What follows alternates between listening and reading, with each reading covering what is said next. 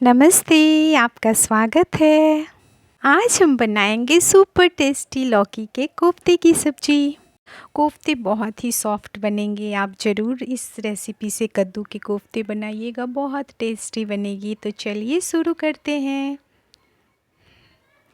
इसके लिए सबसे पहले मैंने लगभग 400 ग्राम के कद्दू ले रखा है। कद्दू को हमें पहले अच्छी तरह से छीलनी है, चारों तरफ से छील के फिर इसे धो के टुकड़ों में काट लेंगे। देखिए छिल गई है, धो के अब काट लेते हैं। अब इसे कद्दूकस करनी है। बहुत मोटी वाली से भी नहीं करनी है, बहुत बारीक वाली जो होती है उससे भी नहीं करनी है, बीच बीच में जो होती है ना उसी से करनी है। देखिए इसी तरह से करनी है। लौकी कद्दूकस करने के बाद बहुत पानी छोड़ती है, तो उसी तरह से हमें हाथों में लेके निचोड़ निचोड़ के पानी, इसके सारे पानी को निकाल देनी है। थोड़े थोड़े हाथ में लीजिएगा और दबा दबा के इसी तरह से निचोड़ लेंगे और पानी निकाल लेंगे। और ये पानी को फेंकनी नहीं है। जब ये कोफ्ता की ग्रेवी बनेगी ना तो इसमें ये पानी इस्तेमाल हो जाएगी। चलिए इसी तरह से निकाल लेते हैं सारे को। तो निकल गई है। चलिए अब इसमें कुछ मसाले को डालेंगे। इसके लिए सबसे पहले बारीक कटी हुई प्याज को डालें। इसके बाद 1 चम्मच हरी मिर्च, 1 चम्मच धनिया को भी बारीक काट के रखा है उसे भी डाल दिया। इसी के साथ ही ये अदरक और लहसुन को कूट के रखा था उसे डाला। फिर आधी चम्मच गरम मसाला, ये काली मिर्च पाउडर, एक छोटी चम्मच लाल मिर्च पाउडर, आधी चम्मच हल्दी है। और इसके बाद ये अजवाइन को भी हाथों से मसल कर डाल देंगे। फिर इसमें 2 चम्मच पहले बेसन को डालेंगे, फिर इसे हाथों से मिलाएंगे। देखेंगे कितनी चाहिए, पूरी अच्छी तरह से पहले इसे मिलानी है, हाथों से सारे मिल जाएं। देखिए थोड़ी गीली गीली लग रही है। चलिए इसमें थोड़ी और बेसन को पहले डालते हैं, 1 चम्मच और डाल के देखते हैं। ज़्यादा बेसन नहीं डालनी है, बस बाइंडिंग के लिए चाहिए, नहीं तो ये सॉफ्ट नहीं बनेंगे, इसीलिए ज़्यादा बेसन नहीं डालेंगे। अब इसमें नमक को डाल देते हैं और फिर इसे अच्छी तरह से मिला देंगे। देखिए हो गई है, गीली लग रही है लेकिन हाथ में नहीं चिपक रही है, ठीक है। अब हाथों से इसी तरह से गोल गोल बना के कोफ्ता का काट देंगे। बड़े छोटे जिस तरह के आपको साइज चाहिए उसी तरह से बना लेंगे। हाथों से बना के रख लेंगे। कढ़ाई को फिर गरम करने के लिए चढ़ा देंगे, तेल गरम करेंगे तब तक, और इसे बॉल बना के रख लेते हैं। हाथों से भी घुमा घुमा के गोल बना लीजिए, जैसे मन हो वैसे बनाइए। तेल को भी गरम करने रख दिया है, तेल भी गरम हो चुकी है। चलिए दे देते हैं हाथों से, जितनी आएगी उतनी दे दीजिए। अभी हमें फ्लेम को मीडियम ही रखनी है, हाई फ्लेम पे नहीं पकानी है, नहीं तो जल जाएगी तुरंत और ठीक से पकेगी भी नहीं। चलिए अब इसे पलट के देखते हैं। धीरे धीरे इसे भी पलटेंगे और गोल्डन होने तक हमें इसे अभी फ्राई करनी है। देखिए लग रही है गोल्डन हो गई है। चलिए अब इसे निकाल लेते हैं। हमारी एक बैच हो गई, इसे सारे को निकाल लेंगे। फिर इसी तरह से दूसरे बैच को भी डाल देते हैं। इसे भी थोड़ी देर हमें मीडियम फ्लेम पे उल्टा पलटा के गोल्डन होने तक फ्राई करनी है। ये भी हो गई।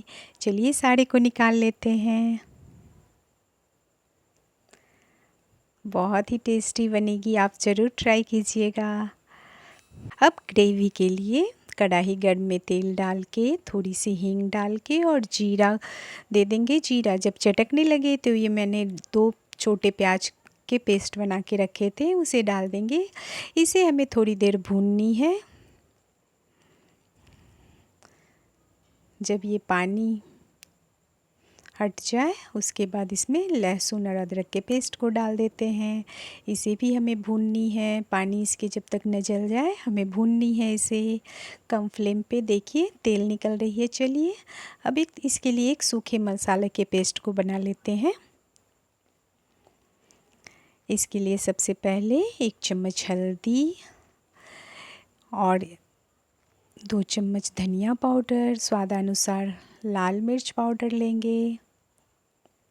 हमने ये कश्मीरी लाल मिर्च लिया है, ज़्यादा तीखी नहीं होगी। आधी चम्मच गरम मसाला, आधी चम्मच काली मिर्च पाउडर और आधी चम्मच हल्दी पाउडर, इन सबों को पानी में भिगो देते हैं पहले। देखिए हमारी प्याज तब तक में तेल छोड़ चुकी है। अब ये सूखे मसाले के पेस्ट को इस प्याज में डाल देंगे और इसे भी हमें अच्छी तरह से अभी फ्राई करनी है। चलिए पहले मिला देते हैं और इसे मीडियम फ्लेम पे इसे थोड़ी देर भूननी है। 5 मिनट तक भूनेंगे इसे। देखिए ये भी तेल छोड़ रही है, अब हो चुकी है। अब इसमें टमाटर के पेस्ट को डाल देते हैं। इसके लिए हमने 2 टमाटर को पेस्ट बना के रखा था। स्वादानुसार नमक को भी डाल देंगे। अब फिर हमें भी इसे पकानी है, थोड़ी देर ढक के पका देते हैं। चलिए थोड़ी ढक्कन लगा के फिर पका देंगे और थोड़ी देर के बाद देखेंगे। देखिए तेल सारे ऊपर आ चुके हैं। कोई भी सब्ज़ी बनाए ना तो मसाला को अच्छी तरह से फ्राई करनी पड़ती है। मसाला जब अच्छी भुनी रहती है तो सब्ज़ी का टेस्ट बहुत अच्छा आता है। चलिए ये भी भुन गई है। अब इसमें वो जो कद्दू के पानी को हमने रखा था ना, उसे डाल देते हैं पहले थोड़ा और इसे भी मिला के थोड़ी देर ढक के रख देते हैं। मसाला और थोड़ी पक जाएगी, पहले मिला देंगे और थोड़ी देर इसे पकाएंगे। ढक देते हैं पहले, थोड़ी देर के बाद खोल लेंगे।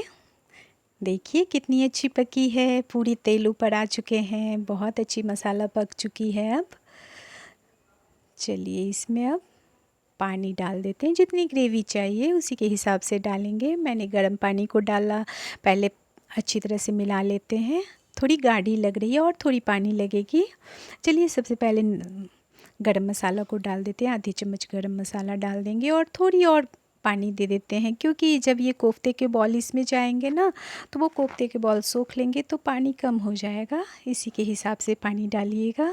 थोड़ी देर इसे ढक के पकाते हैं। जब उबलने लगेंगे, देखिए उबल रही है। चलिए अब इसमें बॉल सारे डाल देंगे। कलर कितनी अच्छी आ चुकी है। अब इसे ढक के हमें ज़्यादा नहीं पकानी है, 2 से 4 मिनट तक इसे ढक के पकाएंगे। चलिए 2 मिनट के बाद खोल के देखते हैं। वाह देखिए सारे उबल रहे हैं। देखते हैं, चेक करते हैं ग्रेवी कैसी बनी है। सारे को पहले मिला देते हैं।